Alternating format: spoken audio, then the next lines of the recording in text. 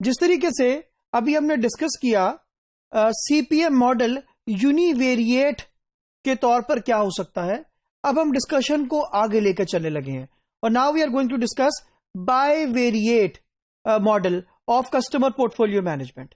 So bivariate model of customer portfolio management के अंदर हमारे पास जो कस्टमर पोर्टफोलियो मैट्रिक्स मौजूद है वो शेयर किया है बाय शेपीरोस एट ऑल के पूरी टीम ने।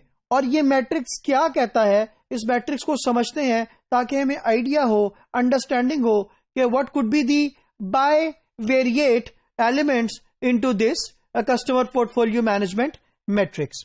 ये मैट्रिक्स दो बातों के ऊपर बेस करता है। तो क्योंकि बायवेरिएट की बात है, so it is the price that you receive from customer and it is the cost to serve the customer. So the cost to serve the customer could be low, the cost to serve the customer could be high. इसी तरीके से the price that you receive from customer could be low, the price that you receive from the customer could be high. तो resultantly हमारे पास customer portfolio matrix के 4 quadrant बनते हैं। सो हम one by one चारों क्वाड्रेंट को डिस्कस करते हैं। सबसे पहला क्वाड्रेंट, इन केस अगर आप कस्टमर से हाई वैल्यू रिसीव कर रहे हैं और the cost to serve the customer is low, इसका मतलब यह है कि वो आपके लिए पैसिव कस्टमर है। वो जो पोर्टफोलियो है वो पैसिव पोर्टफोलियो है जहां पर आप प्राइस हाई रिसीव कर रहे हैं, you are charging premium to the customer and the cost to serve the customer is low. Normally ये वो पोर्टफोलियो हैं कि जो कि आपके साथ एक बहुत अरसे से चल रहे होते हैं, लॉन्ग टर्म से आपके साथ कनेक्टेड होते हैं। That is why they are a kind of passive, considered to be the passive portfolios. दूसरे नंबर पे जो पोर्टफोलियोज हमारे पास आते हैं वो एग्रेसिव पोर्टफोलियो कराते हैं। यहां पर the price that you receive from customer is low and the cost to serve this customer are high. It is opposite of passive. So these are the aggressive portfolios. ये वो customer portfolios हैं जो कि aggressive approach के साथ हैं। तीसरी तरह का जो पोर्टफोलियो हमारे पास एग्जिस्ट करते हैं मैट्रिक्स में वो है बार्गेन बेसमेंट। ये किस तरह के पोर्टफोलियोज हैं? ये वो पोर्टफोलियोज हैं जिनकी the price that you receive from them is low, the cost to serve them is also low. इसका मतलब यह है this will result into bargain basement. ये वो कस्टमर है कि जहां पर आपको कॉस्ट टू सर्व तो कम है लेकिन you are receiving very low price, which means there is a possibility, there is an opportunity that you can work on more price as well. जो लास्ट क्वाड्रेंट हमारे पास बचता है वो फोर्थ क्वाड्रेंट है। ये वो कस्टमर्स हैं जिनसे आप प्राइस हाई चार्ज कर रहे हैं, high prices, but they are the customers who are actually high to serve as well. So at the same time ये जहां हाई प्राइस भी चार्ज कर रहे हैं तो कॉस्ट टू सर्व भी हाई है। तो यहां पर ऑर्गेनाइजेशन का टारगेट ये जनरली होता है कि मुझे कैसे अपनी कॉस्ट टू सर्व को कम करना है। इस तरह के पोर्टफोलियो कस्टमर कैरेज ट्रेड कहलाते हैं।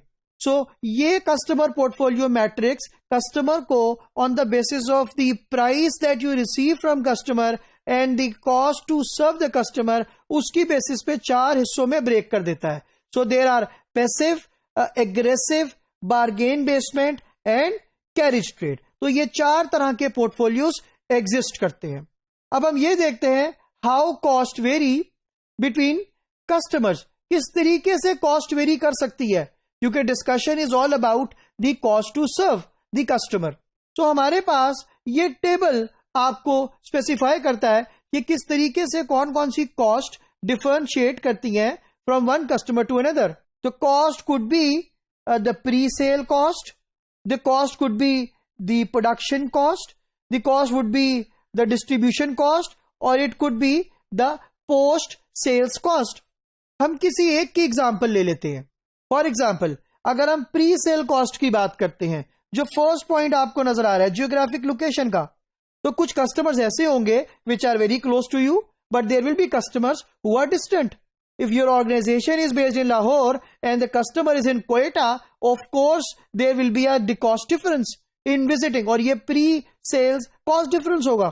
इसी तरीके से prospecting would be another thing. इसी तरीके से maybe if you are going to share the sample, again sampling would be another cost starting phase के ऊपर, जो किसी कस्टमर को सैम्पलिंग की रिक्वायरमेंट होगी, किसी कस्टमर को सैम्पलिंग की रिक्वायरमेंट नहीं होगी. इसी तरीके से अगर आप ह्यूमन रिसोर्स की बात करते हैं, तो फॉर एग्जांपल मे बी आप जो रिसोर्सेज को मल्टीपल कस्टमर्स को मैनेज कर सकते हो if you are in the near location.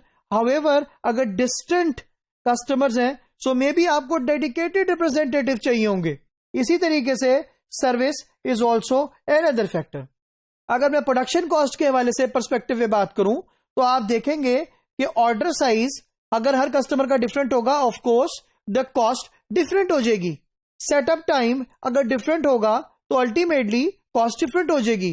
Scrap rate अगर डिफरेंट तरीके से, फॉर एग्जाम्पल एक कस्टमर ऐसा है कि जो कि आपसे एक पूरी वुड की शीट से सिर्फ वो चाहता है कि एक ही डोर बने, it is the requirement, of course the scrap rate will be high, so the production cost will go up.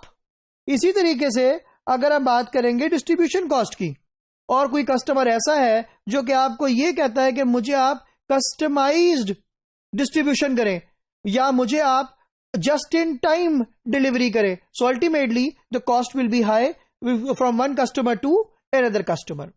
Last point to understand the cost, वो किस तरीके से है, that is the post sales cost. For example अगर हम बात करते हैं इंस्टॉलेशन के परस्पेक्टिव में, सो एक कस्टमर ऐसा है जिसको आपने इंस्टॉलेशन सर्विसेज देनी है विद इन द सिटी, जहां पर सपोर्टिंग रिसोर्सेज बड़े आराम से मौजूद है, और दूसरी तरफ आपको कहीं इंटीरियर सिंध में जाके इंस्टॉलेशन करनी पड़ती है. So ultimately everything will change, the cost will change, the resource allocation will change. तो इस तरीके से इट इज वेरी इंपॉर्टेंट कि हम हर कस्टमर की cost to serve would be different from the another customer cost to serve. तो ये इवैल्यूएट करना है कि if the cost to serve is high, तो ultimately the customer should pay the higher price, और अगर कस्टमर एक लोअर प्राइस पे करता है, इसका मतलब यह है कि that is not your targeted customer.